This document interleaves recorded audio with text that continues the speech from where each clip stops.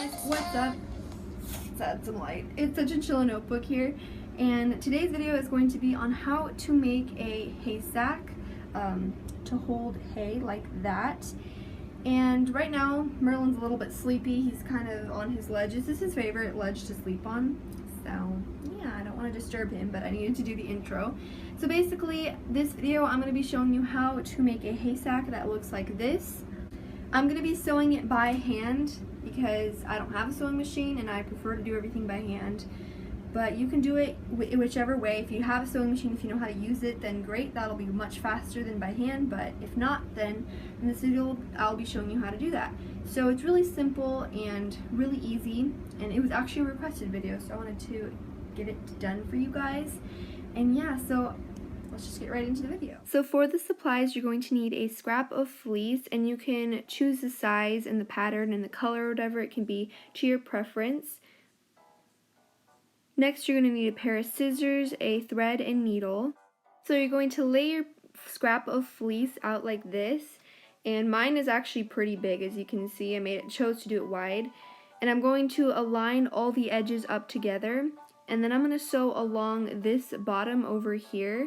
And so over here on the side, and then this top I'm going to leave so that I can put the hay through the top there. And then I'm going to make the holes or the squares or whatever in the middle so that Merlin can take the hay out. So now with a pair of scissors, what I'm going to do is cut along the edges here just to get rid of this excess fabric. So at this point, you just want to cut out the size of fleece that you want your hay bag to be, and you have to remember that you need to that you need to fold it in half so that you can have, you know, a bag. And I'm just going to be cutting off this excess.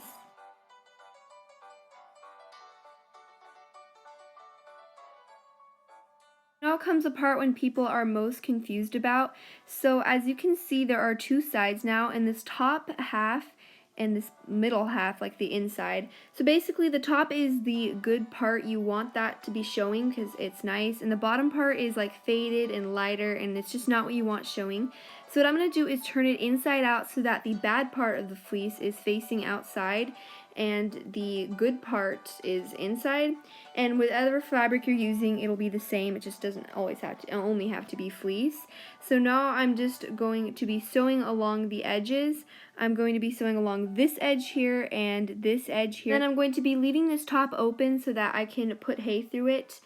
And so now I'm just going to take my sewing out. I chose to do this by hand, but you guys can do it with a machine if you'd like to.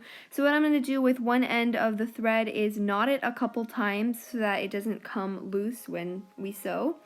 And then I'm also going to be threading it through the needle. This actually was surprisingly easy for me. I don't know why. So you're going to take it down so that it's about halfway down. And then now I'm going to start in the corner down here, and I'm going to bring the needle through the whole thing, as you can see it that I'm doing here now. And then I'm going to go underneath from where the thread came through and go up. So I'm not going to be going over the edge. I'm just going to be going down, up, just like you see me doing here.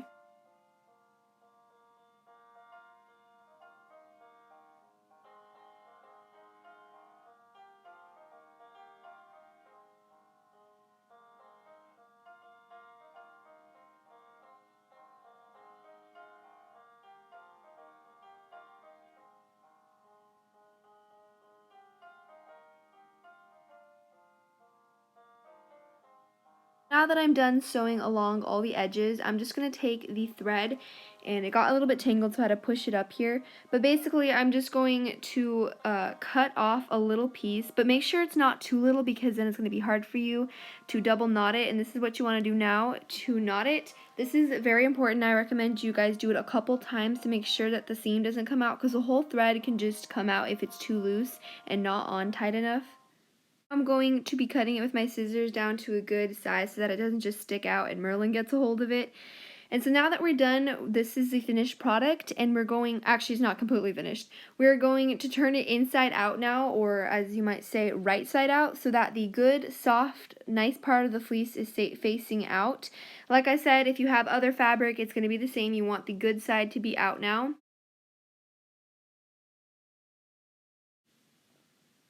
and I'm just poking out the corners as well. And as you can see, I sewed along this edge and it looks really, really nice as long as this edge. And this other one was already folded in half, so I didn't have to do anything there. Now I'm just going to be cutting circles in the middle, or rectangles, or whatever squares you want to do, just so that Merlin can get the hay out. I don't know if you guys have seen my other sack before, but you want to have holes so that they can get it out from. And so I'm just using my scissors, and these aren't going to turn out the best. They're going to actually turn out really weird and crooked looking, but it doesn't matter. I don't really care about that. And the nice thing about making your own hay bag is that you can make it however you want to make it. So if you want to make 3 holes, 2 holes, whatever, it's all up to you. And if you want to make actual circles or rectangles or whatever, you can just have fun with this. And I also should mention, you don't want to do it too low, because if you do the opening too low, there's not going to be enough hay, like room down there for the hay to stay in, and it's just going to fall right out. And if you do it too high, hay is just going to be trapped down there that Merlin can't get at.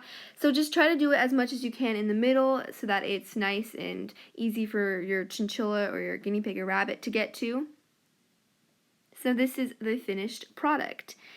So I put it in my cage, and this is how it looks when it has hay in it and attached up. So I think it's really cute, and I just hooked it to the cage with some binder clips. There are ways that you can make this with like actual rings and everything that looks official. Merlin is still sleepy right now, but basically that's it. This is the finished product. I hope you guys enjoyed the video and found it somewhat useful. So yeah, you're sleepy. Yes, my hands smell like potatoes, don't they? So yeah, that is it for the video. Thanks for watching, and Merlin will see you next. Did you see that? He winked. Merlin says bye.